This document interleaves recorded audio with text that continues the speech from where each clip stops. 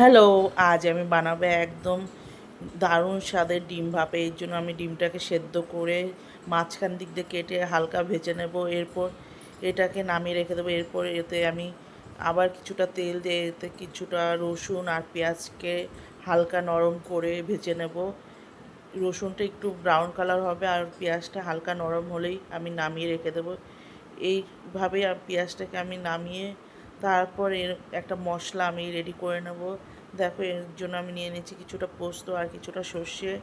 এটাকে মিক্সিতে দিয়ে দেবো আর দিয়ে দেবো 5টার মতো কাঁচা লঙ্কা আর দিয়ে দেবো এই গোটা 7-8 কাজু আর দিয়ে দেবো। এটা ব্লেন্ড করার পর 3 থেকে 4 টেবিল চামচ টক দই। এরপর এই পুরো মিক্সচারটাকে নুন দিয়ে আমি ভালো করে বেটে নিয়েছিলাম, তার মধ্যে আর একটু স্বাদ মতো নুন দিয়ে দিলাম।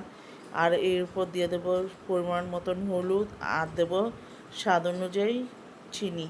এরপর দিয়ে দেবো এতে কাঁচা সরিষার তেল আর ভেজে রাখা সেই পেঁয়াজ আর রসুনটা। এরপর এটাকে আমি ভালো করে হাত দিয়ে মিশিয়ে নিয়ে নিয়েছি।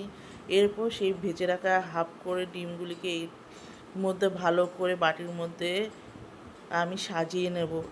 এটাকে ভালো করে সাজিয়ে আমি এর উপর দিয়ে কিছুটা কাঁচা সরিষার তেল আর একটা কাঁচা লঙ্কা আমি মাঝখান দিক দিয়ে কেটে দিয়ে দিয়েছি।